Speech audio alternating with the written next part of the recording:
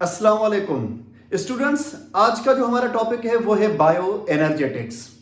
देखिए, bio energetics के आज के लेक्चर में हम बायो एनर्जेटिक्स पढ़ने नहीं जा रहे। इस चैप्टर का सिर्फ और सिर्फ मैं आपको रोड मैप बताने जा रहा हूं कि हम बायो एनर्जेटिक्स में किन इवेंट से गुजरते हैं और इस चैप्टर के अंदर हम क्या क्या पढ़ने जा रहे हैं। तो जनाब, सबसे पहले बायो एनर्जेटिक्स की डेफिनेशन पर आते हैं। सिंपल वर्ड्स के अंदर बायो एनर्जेटिक्स कहा जाता है कि जानदारों में एनर्जी कहां से आ रही है। नंबर वन, जानदार जब उस एनर्जी को एब्जॉर्ब कर रहे हैं, वो एनर्जी जब जानदारों में पहुंच रही है तो एक जानदार से दूसरे जानदार में वो एनर्जी मुंतकिल कैसे हो रही है। नंबर सेकंड और नंबर तीसरा पॉइंट इस चैप्टर का कि जानदार उस एनर्जी को यूटिलाइज कैसे कर रहे हैं।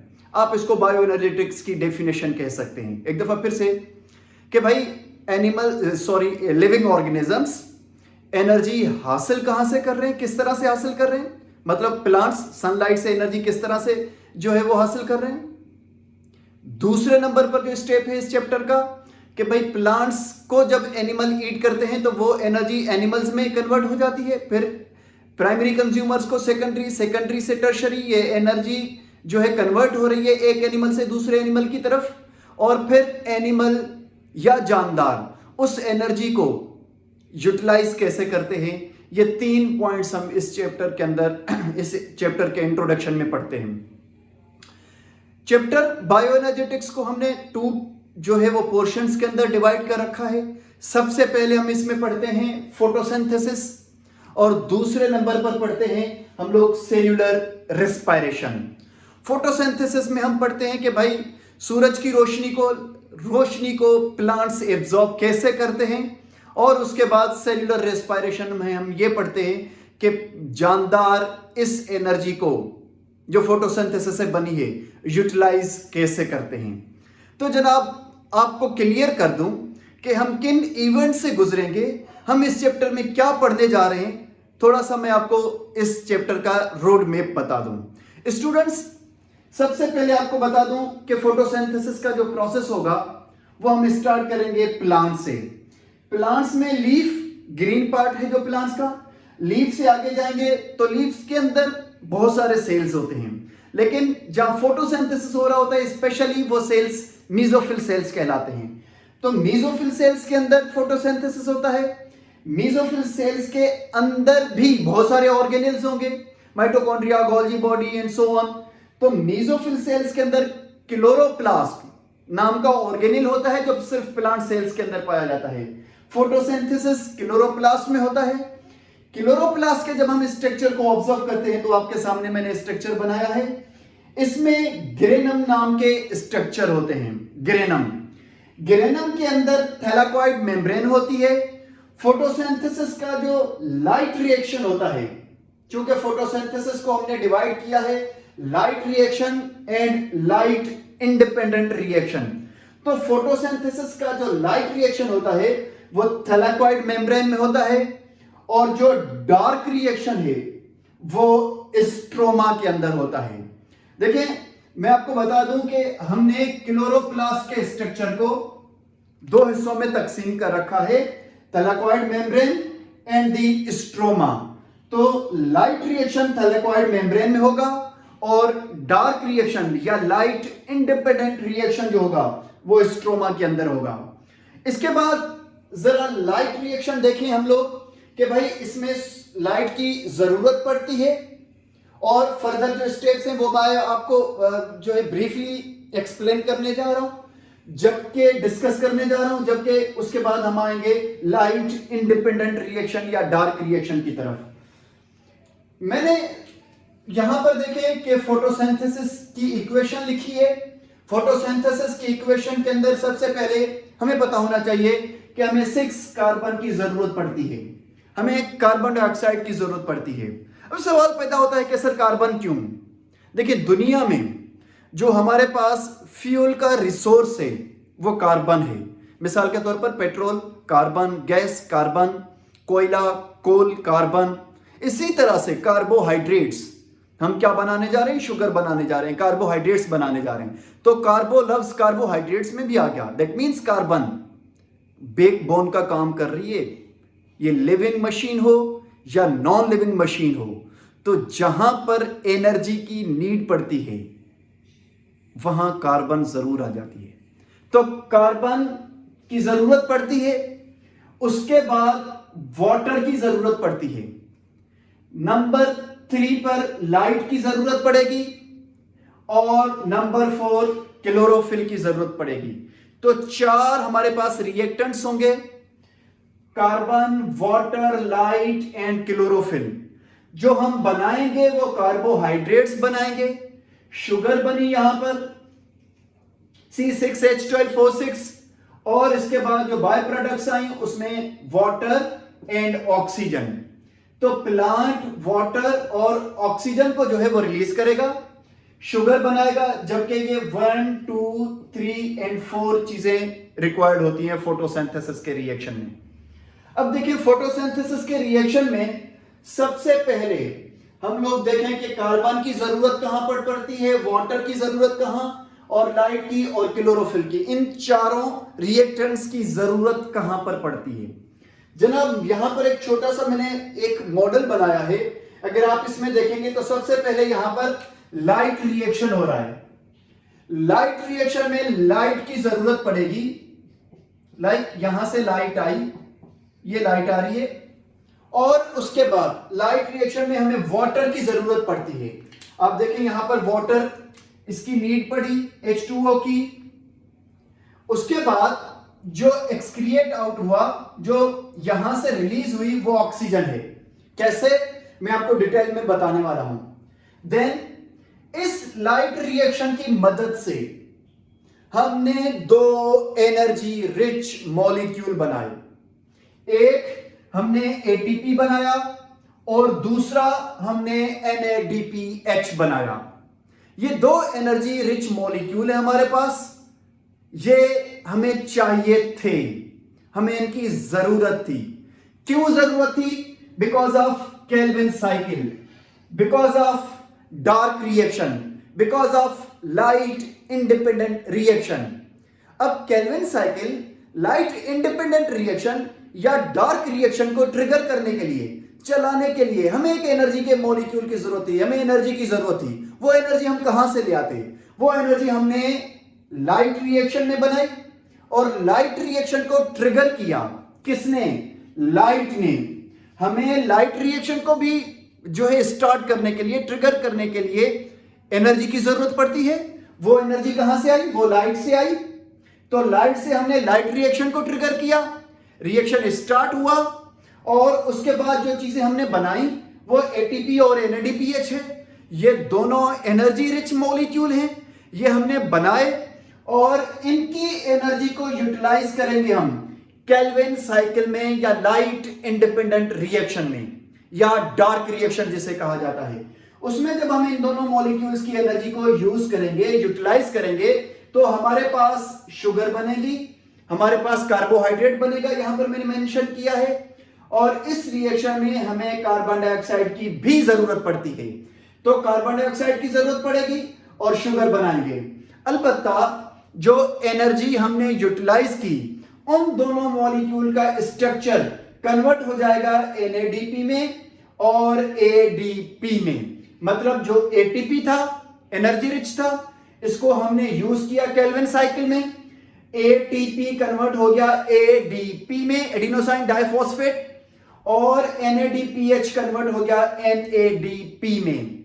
अच्छा देखिए, ये दोनों मॉलिक्यूल जब एनर्जी रिच होते हैं, तो मैं एग्जांपल देता हूं स्टूडेंट्स को कि ये 2 बैटरीज हैं। जैसे गाड़ी के अंदर जो बैटरीज हम डालते हैं, मोबाइल के अंदर, या व्हाटएवर, ये जो हम रिमोट कंट्रोल के अंदर जो सेल डालते हैं, वो बैटरीज है हमारे पास, एनर्जी रिच बैटरीज हैं। अब ये एनर्जी रिच बैटरीज NADPH और ATP, जब हमने इनकी एनर्जी यूज की, तो ये दोनों बैटरीज जो हैं, अब ये इनकी चार्ज खत्म होने के बाद ये कन्वर्ट हो जाती हैं ADP और NADP के अंदर, ADP के अंदर और NADP के अंदर। ये दोनों बैटरीज, जैसे कार की बैटरी होती है, जब उसकी चार्जिंग खत्म हो जाती है अनचार्ज जब होती है तो हम उससे जो है वो फेंक नहीं देते, हम उसे कहते हैं कि यार इसको चार्ज करवा लें। फिर इन दोनों बैटरीज को ADP और NADP को हमने लाइट रिएक्शन में दोबारा चार्ज करते हैं। लाइट की मदद से चार्ज करने के बाद ये कन्वर्ट हो जाती हैं ATP में और NADPH में। ये दोनों अब चार्ज बैटरी हैं। इन चार्ज बैटरीज को, इनकी चार्ज को, इनके पावर को, इनकी एनर्जी को हमने केल्विन साइकिल में इस्तेमाल किया, यूज किया, और फिर ये दोबारा अनचार्ज हो जाएंगी, दोबारा ATP कन्वर्ट हो जाएगी ADP एडिनोसिन फॉस्फेट में, और NADPH कन्वर्ट हो जाएगा NADP में। तो ये साइकिल है, रिपीट होती रहती है। इन दोनों बैटरीज को हम चार्ज करते हैं, उनकी एनर्जी यहां खर्च करते हैं, और फिर दोबारा ये अनचार्ज हो जाती हैं, फिर हम उनको दोबारा इसमें रिचार्ज करते हैं। तो इस तरह से ये साइकिल चलती रहती है। तो फोटोसिंथेसिस के रिएक्शन में, लाइट रिएक्शन में सबसे पहले हम पढ़ेंगे फोटोलाइसिस ऑफ वाटर। वाटर को ब्रेक करेंगे, ये आपको डिटेल में मैं नेक्स्ट चैप्टर में, नेक्स्ट लेक्चर में समझाने वाला हूं। दूसरे नंबर पर हम पढ़ेंगे इलेक्ट्रॉन ट्रांसपोर्ट चेन, ये कहां पर होगा और इसमें क्या इवेंट्स होंगे। देन हम पढ़ेंगे reduction of NADP to NADPH, और उसके बाद हम पढ़ेंगे सिंथेसिस ऑफ ATP। ATP को बनाएंगे, NADPH बनाएंगे, और इलेक्ट्रॉन ट्रांसपोर्ट चेन का इवेंट कराएंगे, और वाटर को जो है वो ब्रेक करेंगे, फोटोलाइसिस ऑफ वाटर करेंगे सूरज की रोशनी में। सूरज की रोशनी, सनलाइट की मौजूदगी में वाटर को हम क्या करेंगे, ब्रेक करेंगे। स्टूडेंट्स, आपके जहन में सवाल पैदा हो रहा होगा कि सर लाइट तो बहुत किस्म की है, तो फोटोसिंथेसिस के लिए विजिबल लाइट की जरूरत होती है, और विजिबल लाइट के अंदर भी जो मोस्ट प्रोबेबली हमारे पास कलर एब्जॉर्ब होते हैं वो रेड एंड ब्लू। ये प्लांट्स को चाहिए, ये दो कलर चाहिए, रेड एंड ब्लू। ये प्लांट एब्जॉर्ब करता है। फोटोसिंथेसिस के जो काम के कलर हैं वो रेड एंड ब्लू हैं, जबकि येलो एंड ग्रीन ये रिफ्लेक्ट हो जाते हैं।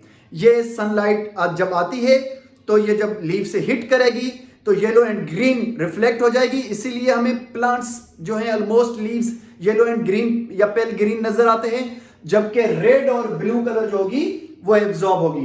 तो ये दो कलर जो हैं वो एब्जॉर्ब होंगे लाइट रिएक्शन के अंदर। और उसके बाद मैं आपको बता दूं कि इलेक्ट्रॉन ट्रांसपोर्ट चेन के बाद हमने NADPH और ATP बनाया, हमारे पास ये दोनों मॉलिक्यूल आ गए। अब चले जाएंगे हम लाइट इंडिपेंडेंट रिएक्शन में। लाइट इंडिपेंडेंट रिएक्शन के अंदर इस रिएक्शन को केल्विन साइकिल भी कहा जाता है, लाइट इंडिपेंडेंट रिएक्शन भी कहा जाता है, या डार्क रिएक्शन भी कहा जाता है। अब इसे ये आप कतई मत सोचिएगा कि ये रिएक्शन कोई अंधेरे में होता है, नहीं। लाइट रिएक्शन को नो डाउट रोशनी की जरूरत पड़ती है, और जरूरी नहीं है सूरज। अगर एक प्लांट कमरे के अंदर रखा हुआ है जहां बाहर से रोशनी नहीं आ रही, तो वहां पर जो हमारी ट्यूबलाइट की जो बल्ब की रोशनी होती है उससे भी फोटोसिंथेसिस हो जाता है, विजिबल लाइट से फोटोसिंथेसिस हो जाता है। लेकिन कॉमनली हम आमतौर पर यूज कर रहे होते हैं लाइट, सनलाइट, बिकॉज के प्लांट्स बाहर मौजूद होते हैं इन्वायरमेंट में, और सनलाइट वहां से जो है आ रही होती है सन से, तो हम इसलिए जो है सनलाइट का वर्ड इस्तेमाल करते हैं। तो सनलाइट जो है वो आने के बाद जो है वो लाइट रिएक्शन हुआ। लेकिन जो लाइट इंडिपेंडेंट रिएक्शन है, जो डार्क रिएक्शन है, जो केल्विन साइकिल है, ये लाइट रिएक्शन के पीछे हो रहा होता है। इसको कोई इस तरह से नहीं है कि भाई ये जो है वो घुप अंधेरे में हो रहा होगा। ये शाम को भी हो सकता है, रात को 2 बजे भी हो रहा होता है, 3 बजे भी रात को हो रहा होता है, सुबह सवेरे भी हो रहा होता है जब लाइट बहुत कम होती है।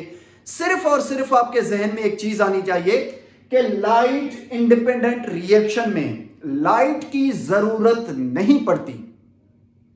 आप कहेंगे सर लाइट की जरूरत नहीं पड़ेगी तो फिर ये रिएक्शन कैसे होगा? जनाब, इस रिएक्शन को होने के लिए जो एनर्जी चाहिए वो एनर्जी बन चुकी है, ATP और NADPH। वो एनर्जी हम लाइट रिएक्शन में बना चुके हैं। तो वो लाइट रिएक्शन से जो एनर्जी बनाई वो हम डार्क रिएक्शन में या लाइट इंडिपेंडेंट रिएक्शन में यूटिलाइज कर रहे हैं। तो डार्क रिएक्शन या लाइट इंडिपेंडेंट रिएक्शन या केल्विन साइकिल के अंदर सबसे पहले हम पढ़ेंगे कार्बोक्सिलेशन। एक प्रोसेस होगा, एक मेथड होगा, एक प्रोसीजर है। इसके बाद फर्स्ट स्टेप के बाद हम रिडक्शन का प्रोसेस पढ़ेंगे एंड देन रीजनरेशन पढ़ेंगे। ये 3 प्रोसेस पढ़ने के बाद, इन 3 स्टेप्स पढ़ने के बाद हमारे पास शुगर बन जाएगी CH2O, ये एम्पेरिकल फॉर्मूला है, या फिर C6H12O6 एक जो है शुगर का मॉलिक्यूल बनाएंगे हम लोग। इस लाइट इंडिपेंडेंट रिएक्शन के बाद हम लोग जब शुगर बनाएंगे, जब C6H12O6 बना लेंगे तो इस मॉलिक्यूल को हम ले जाएंगे सेल्यूलर रेस्पिरेशन में। देखिए स्टूडेंट, यहां पर एक ऐसी चीज बन जाती है, एक ऐसा यूजफुल मॉलिक्यूल बन जाता है at the end of the dark reaction या लाइट इंडिपेंडेंट रिएक्शन। यहां पर एक ऐसा मॉलिक्यूल बन जाता है जो जिससे प्लांट चाहे सेल्यूलोज बनाए, जिससे चाहे प्लांट जो है वो प्रोटीन्स बनाए, जिससे चाहे यूजफुल मॉलिक्यूल है, ऑर्गेनिक मॉलिक्यूल है, उससे चाहे मॉडिफाई करके प्लांट कोई सी भी अपने फायदे के लिए, अपने बेनिफिट के लिए कोई सा भी मॉलिक्यूल प्रिपेयर कर सकता है। तो यहां पर फर्ज करें अगर शुगर बनी, C6H12O6 बना, तो हम इस मॉलिक्यूल को लेकर जाएंगे सेल्यूलर रेस्पिरेशन में। सेल्यूलर रेस्पिरेशन चैप्टर का दूसरा हिस्सा है। पहले हिस्से में फोटोसिंथेसिस था, दूसरे पोर्शन में हम लोग पढ़ते हैं सेल्यूलर रेस्पिरेशन। तो सेल्यूलर रेस्पिरेशन में हम पढ़ेंगे ये जो मॉलिक्यूल है C6H12 और O6, इस मॉलिक्यूल को with oxygen, aerobic and anaerobic, without oxygen हम ब्रेक करेंगे और उसके बाद हमें जो एनर्जी मिलेगी उसको सेल्स यूटिलाइज करेंगे अपने डिफरेंट पर्पस के लिए। तो सेल्यूलर रेस्पिरेशन में भी हमारे पास 2 स्टेप्स हैं, जिसमें aerobic respiration and anaerobic respiration. That means कि आप इस ग्लूकोज को ऑक्सीजन की मदद से ब्रेक करने जा रहे हैं या विदाउट ऑक्सीजन। डिफरेंट मेथड्स होते हैं, वो आपको डिटेल्स में पढ़ाऊंगा। आप किस मेथड के जरिए इस मॉलिक्यूल को ब्रेक कर रहे हैं और फिर उससे आपको जो एनर्जी हासिल हो रही है वो सेल्स इस्तेमाल करते हैं। आखिर में सबसे अहम और मजे की बात कि सर यहां पर तो हमने एनर्जी बनाई लाइट रिएक्शन में ATP और NADPH, तो फिर दोबारा से शुगर बनाकर और शुगर को सेल्यूलर रेस्पिरेशन में ब्रेक करके भी तो हम ATP बनाएंगे। सेल्यूलर रेस्पिरेशन में भी हमारे पास ATP बनते हैं, जो एनर्जी बनेगी वो ATP कहलाएगी। तो सर ATP तो यहीं बन रहा है, ATP और NADPH एनर्जी रिच मॉलिक्यूल यहीं पर बन जाते हैं। तो फिर ये dark reaction, light independent reaction, Calvin cycle करने के बाद देन जो है सेल्यूलर रेस्पिरेशन, और उसके बाद सेल्यूलर रेस्पिरेशन में ग्लूकोज को ब्रेक करके दोबारा ATP क्यों बना रहे हैं? तो मेरे बच्चों, आसान सी बात है कि यहां पर ATP और NADPH, फर्ज करें ATP बहुत कम बनते हैं, तो प्लांट्स ने सोचा कि अगर आप शॉर्टकट तरीके को अपनाते हैं, अगर आप जो है वो ATP को यहीं पर जो है बनाकर यूटिलाइज करेंगे तो ये ATP कम होते हैं, इनकी तादाद कम होती है। आपने क्या किया, ये कम तादाद जो है वो कम एनर्जी ATP और NADPH जो बनाए हैं, इनको जब आप ग्लूकोज को बर्न करने के लिए इस्तेमाल करते हैं, जब आप ग्लूकोज को तोड़ने के लिए इस्तेमाल करते हैं, तो वहां से जो ATP हमें मिलते हैं उनका अमाउंट ज्यादा होता है, उनका नंबर ज्यादा होता है। तो प्लांट्स ने बजाय शॉर्टकट तरीका अपनाने के लॉन्ग प्रोसेस के जरिए आगे चलकर उनको जो है वो ज्यादा एनर्जी मिली, तो इसलिए उन्होंने जो है वो सेल्यूलर रेस्पिरेशन में जाकर दोबारा से उस ग्लूकोज को ब्रेक किया और ज्यादा एनर्जी बनाई। तो वो मॉलिक्यूल ATP का नंबर कितना होगा, किस तरह से, ये मैं स्टेप बाय स्टेप आपको जो है बताता जाऊंगा। अब एक छोटी सी आखिरी बात आपको बताता चलूं कि फोटोसिंथेसिस के प्रोसेस में भाई कार्बन की क्यों जरूरत पड़ी, what is the importance of carbon. ये मैं आपको, चूंकि कार्बन की जरूरत पड़ती है लाइट इंडिपेंडेंट रिएक्शन में, कार्बन की मैंने आपको यहां पर देखिए केल्विन साइकिल में कार्बन की जरूरत पड़ती है, तो यहां पर आपको बताऊंगा कि कार्बन क्यों जरूरी है। भाई फोटोसिंथेसिस के प्रोसेस में वाटर की जरूरत पड़ती है, तो वाटर यहां पर आप देखें लाइट रिएक्शन में जरूरत पड़ रही है वाटर की। मैं आपको बताऊंगा यहां पर फोटोलाइसिस ऑफ वाटर के वाटर की क्यों जरूरत पड़ती है, उसकी इंपॉर्टेंस भी आ जाएगी। इसके बाद भाई फोटोसिंथेसिस के प्रोसेस में लाइट की जरूरत पड़ती है, लाइट रिएक्शन में आपको यहां पर बताऊंगा कि लाइट जो है उसकी क्यों जरूरत पड़ रही है। और उसके बाद क्लोरोफिल तो यहां पर जो है वो मौजूद है जो है प्लांट सेल के अंदर। तो उस क्लोरोफिल के अंदर, मेसोफिल सेल के अंदर जो क्लोरोफिल के पिगमेंट मौजूद होंगे क्लोरोप्लास्ट के अंदर, उस क्लोरोफिल का होना भी जरूरी है। अब एक छोटी सी बात कि सर हमने सुना है बचपन से कि प्लांट्स तो मिनरल से एब्जॉर्ब करते हैं, जमीन में से जो है वो वाटर और डिफरेंट टाइप कैल्शियम, पोटेशियम और सोडियम और इसके अलावा नाइट्रोजन, नाइट्राइट्स वगैरह और डिफरेंट जो है चीजें जो है वो एब्जॉर्ब करते हैं। तो सर फिर उनका रोल क्या होता है? तो जनाब ये जो प्लांट्स एब्जॉर्ब करते हैं मिनरल्स, छोटी छोटी चीजें जो जमीन से, सॉइल से, मट्टी से, वो एक्चुअली क्लोरोप्लास्ट के इस्तेमाल में आती हैं। वो चीजें वो मिनरल्स क्लोरोप्लास्ट बनाते हैं। तो अगर वो जमीन से नहीं आएंगे तो क्लोरोप्लास्ट नहीं बनेगा, क्लोरोप्लास्ट नहीं बनेगा, क्लोरोफिल के पिगमेंट्स नहीं बनेंगे, तो फोटोसिंथेसिस नहीं हो पाएगा। तो फोटोसिंथेसिस के अंदर इन माइनर चीजों की, इन मिनरल्स की जरूरत नहीं पड़ती। फोटोसिंथेसिस में तो आपने देखा कार्बन, वाटर, लाइट और क्लोरोफिल। तो इन छोटे माइनर मॉलिक्यूल्स की क्लोरोफिल की सिंथेसिस में जरूरत पड़ती है। ठीक है, तो इंशाल्लाह नेक्स्ट लेक्चर में मैं स्टार्ट करने जा रहा हूं light reaction. Thank you so much.